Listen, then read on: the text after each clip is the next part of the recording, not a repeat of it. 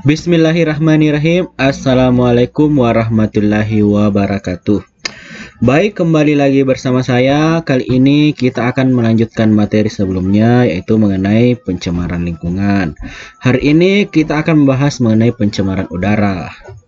Oke, seperti yang kita ketahui, udara adalah salah satu faktor abiotik yang mana mempengaruhi kehidupan makhluk hidup atau komponen biotik. Udara itu mengandung senyawa-senyawa dalam bentuk gas, diantaranya mengandung gas yang amat penting bagi kehidupan, yaitu oksigen. Nah, kita bernafas tentunya membutuhkan oksigen. Tanpa oksigen, kita itu tidak bisa bernafas. Seperti yang kita ketahui, oksigen itu didapatkan dari tumbuh-tumbuhan ya. Namun, karena kondisi bumi makin hari makin kian memburuk karena adanya beberapa pabrik yang didirikan dan juga terjadinya penebangan pohon yang menyebabkan udara kian hari kian menipis. Hari ini kita akan membahas mengenai pencemaran udara, dampaknya, serta macam-macam pencemaran udara dan faktor penyebab pencemaran udara. Oke, langsung saja. Pencemaran udara adalah masuknya satu atau lebih substansi fisik, kimia, atau biologi di atmosfer dalam jumlah yang dapat membahayakan kesehatan manusia, hewan, dan tumbuhan, mengganggu estetika dan kenyamanan, atau merusak properti. Macam-macam pencemaran udara itu terbagi dua.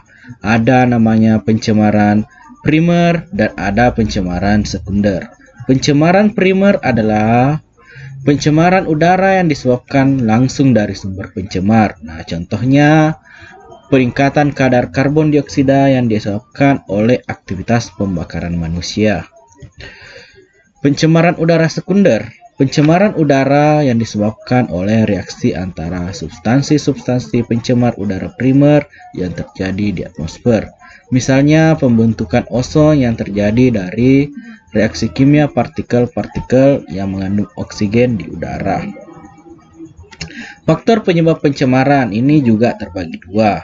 Ada faktor alam dan ada faktor aktivitas manusia. Nah, yang pertama faktor aktivitas alam.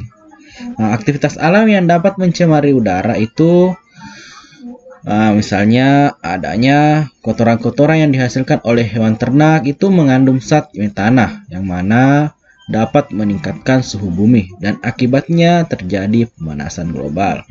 Nah, seperti ini kotoran-kotoran hewan itu, kotoran sapi, kotoran ayam, jika tidak dikelola maka dia itu akan menghasilkan gas metana, di mana gas metana yang terlalu banyak di udara itu akan menyebabkan pemanasan global. Sebagai untuk baiknya, biasanya untuk menghindari ini, biasanya kotoran hewan ini dikumpulkan ya dalam suatu wadah, kemudian diolah sehingga menjadi sebuah biogas yang dapat bermanfaat untuk kehidupan manusia. Selain itu, bencana alam seperti meletusnya gunung berapi dapat menghasilkan abu vulkanik yang mencemari udara di sekitarnya, yang berbahaya bagi kesehatan manusia dan tanaman. Nah, gunung meletus itu juga berbahaya. Ini juga menyebabkan pencemaran udara, di mana abu vulkanik yang dihasilkan oleh letusan gunung api ini sangat berbahaya bagi kesehatan manusia dan tanaman. Biasanya juga abu vulkanik ini biasa memicu terjadinya hujan asam. Kemudian kedua, aktivitas manusia. Nah, kegiatan manusia kini kian tak terkendali. Kemajuan industri dan teknologi membawa sisi negatif bagi lingkungan. Mengapa? Karena tidak ditangani dengan baik. Berikut ini merupakan pencemaran yang diakibatkan oleh aktivitas manusia. Nah, ada pertama pembakaran sampah. Nah, manusia jika membakar sampah itu terkadang tidak mempedulikan lingkungan asal membakar. Nah, yang mana asapnya itu mencemari udara apalagi jika pembakaran dilakukan dalam jumlah besar.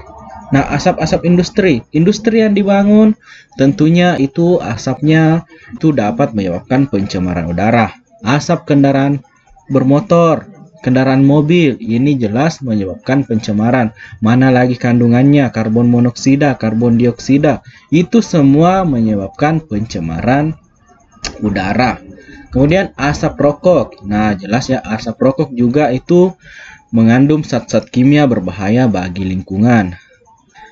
Senyawa kimia buangan seperti CFC. Nah, senyawa ini didapatkan dari pendingin ruangan seperti AC dan freezer. Nah, senyawa ini dapat mencemari lingkungan. Oke, kemudian dampak pencemaran udara. Nah, yang pertama bagi kesehatan. Nah, dampak pencemaran udara bagi kesehatan itu tentunya terbukti bahwa kualitas udara yang menurun akibat pencemaran itu menimbulkan berbagai penyakit. Nah, contohnya saja ISPA atau infeksi saluran pernafasan. Tentunya kalau misal terjadi pencemaran udara, nah atau contoh sederhananya jika misal kita berada di ruangan berasap, tentunya kita akan merasakan batuk. Nah, batuk itu dapat menyebabkan ISPA ya, atau infeksi saluran pernafasan. Ini adalah salah satunya. Kemudian bagi tumbuhan. Nah, untuk bagi tumbuhan, misalnya abu vulkanik dari meletusnya gunung berapi itu membuat udara tercemar dan memicu terpicunya hujan asam. Nah, hujan asam mengandung senyawa sulfur yang bersifat asam. Nah, kondisi asam ini dapat mematikan tanaman setempat. Nah, misal ini ada contoh di mana abu vulkanik ini juga merusak tanaman. Di samping itu, dia juga dapat memicu terjadinya hujan asam yang mana ini akan bersifat asam ya. Kemudian jika turun dan mengenai lagi tumbuhan, otomatis tumbuhan itu akan mati ya. Kemudian efek rumah kaca. Nah, konsentrasi karbon dioksida dan karbon monoksida yang tinggi di atmosfer akan memicu efek rumah kaca, yakni peningkatan suhu bumi. Karbon monoksida dan karbon dioksida akan membentuk semacam lapisan yang akan menahan panas bumi. Nah, sehingga panas yang ditimbulkan oleh bumi terkukung di dalamnya seperti pada rumah kaca. Nah, ini misalnya. Nah, ini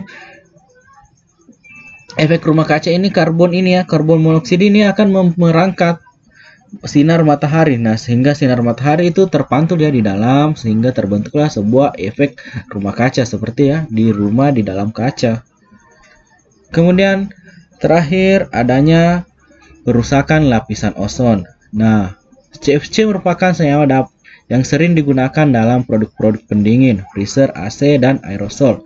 Nah, ketika CFC terurai di atmosfer, maka akan memicu reaksi dengan oksigen, penyusun ozon. Nah, dengan demikian ozon akan terurai yang menyebabkan lapisan ozon berlubang. Nah, padahal lapisan ozon ini berfungsi sebagai pelindung bumi dari panas yang dipancarkan oleh matahari. Nah, sinar ultraviolet yang dihasilkan oleh matahari dapat memicu kanker. Dengan adanya ozon, masuknya sinar ultraviolet ini akan diredam sehingga dampak yang ditimbulkan lebih sedikit. Nah, terus bagaimana jika tidak ada ozon? Otomatis sinar ultraviolet ya akan langsung menembus bumi. Nah, sehingga itu dapat menyebabkan memicu terjadinya beberapa penyakit ya. Contohnya saja kanker. Nah, bukan cuma ini ya. Ozon semakin menipis, kondisi bumi semakin panas juga karena adanya sinar ultraviolet, dan ini sangat berbahaya bagi manusia. Oke, bisa dipahami ya mengenai pencemaran udara. Nah, mungkin itu saja ya materi yang sempat saya sampaikan. Jika misal ada yang kurang jelas, silakan aku tanyakan. Oke, sekian untuk materi hari ini. Lebih dan kurangnya mohon dimaafkan. Wassalamualaikum warahmatullahi wabarakatuh.